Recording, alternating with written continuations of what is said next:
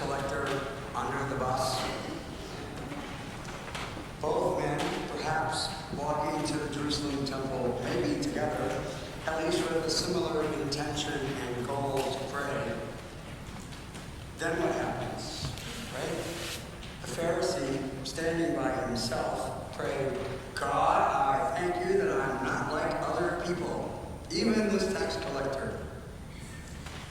As I pondered this gospel passage last week, what came to mind was a potential of that statement to be one from a heart of bullying. On one level, the Pharisees' language could be categorized as bullying. As I pondered the news in the nation's capital last week, what came to mind was bullying. As I pondered recent racially charged words tossed to and fro, what came to mind was racial bullying. Research tells us that there are numerous forms of bullying: physical bullying, verbal bullying, emotional intimidation, racist bullying, sexual bullying, and, of course now, cyberbullying. There could be others as well. Racist bullying can take many forms, such as racial slurs, spray painting, graffiti, mocking the victim's cultural customs, and making offensive gestures. Just a couple of weeks ago, Temple Emmanuel on Fulton was the unfortunate recipient of racist bullying when anti-Semitic graffiti was discovered on a Sunday morning. Even with an intense security program, hurtful and disturbing graffiti appeared. I contacted Rabbi Sirach, whom I know, with our support and prayers for his congregation. 2 summers ago, a young man ripped down the parish's rainbow banner containing the words, God is love, from the parish house balcony. He actually did it twice.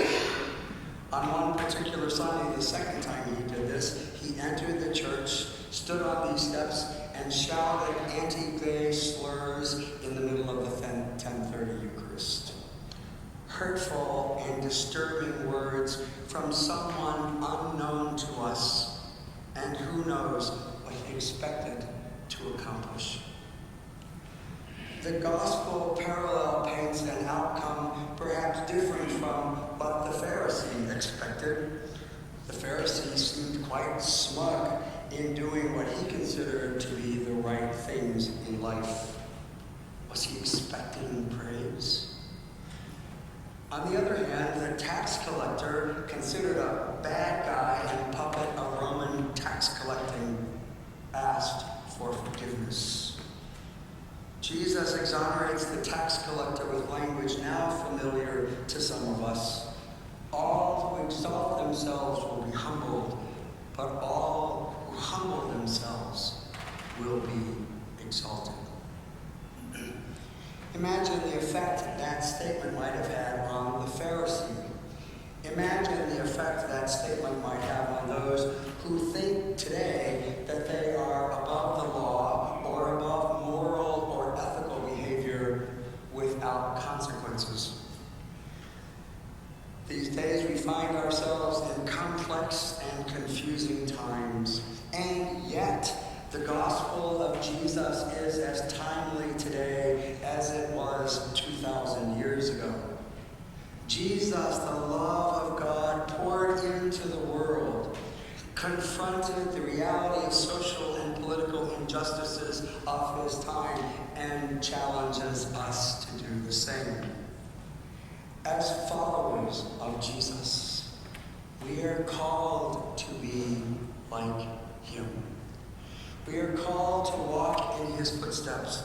We are called to live in the world as he would have us live into the world and be people of justice, mercy, and love. And yes, we are called to walk humbly before God. We are challenged also to recognize the dark places in our lives.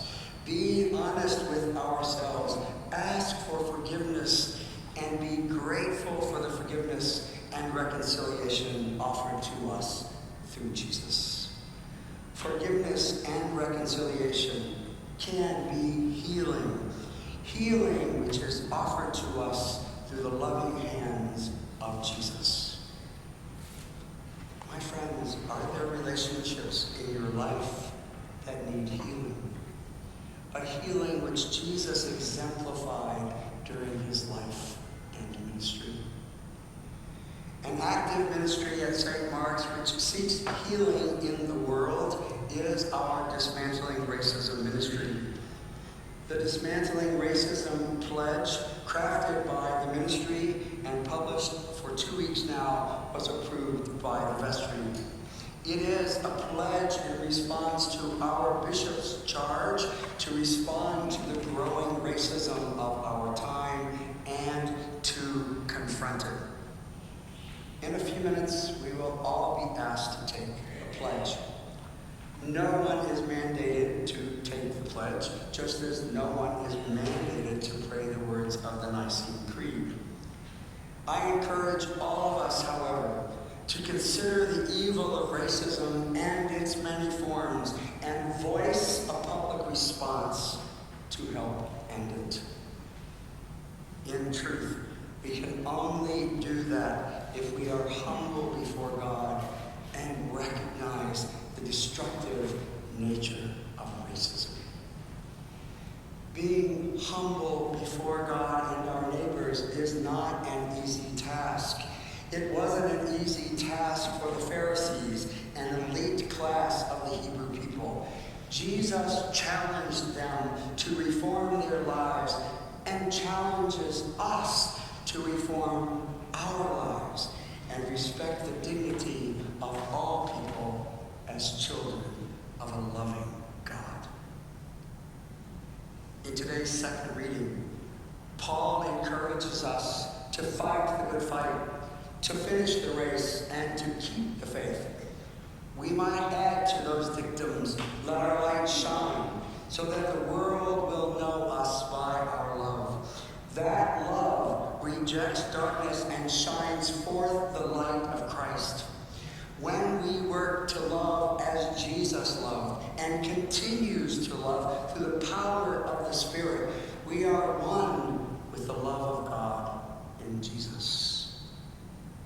To love as Jesus loves means to be committed to him and the mission to which we are called as church. As part of our mission, the last of the stewardship letters was mailed at the end of last week. The envelope contains the letter as well as the pledge card and proportional giving chart. The mailing asks all of us to share our financial resources and offer to God an expression of the love we have for God and the work we do together in this place. Here, though certainly imperfectly, we strive to offer a sign of our lives and our labors. We work together so that we and others might experience the love of God through our ministry. Here, we learn how to be humble before God so that the work of the Spirit can make of us all God calls us to be as followers of Jesus. As his disciples, we are called to offer our minds and our hearts so that we might experience a change of heart. The tax collector experienced a change of heart and was given a great gift. Who knows just how his life was changed? How is your life today? How is your heart today? Is your heart in need of healing and change? May we open ourselves to the love of God in Jesus and experience a new heart. Let us embrace the love which is ours in Jesus. That love can enable us to be healed, to fight the good fight, to win the race, and to change the world in which we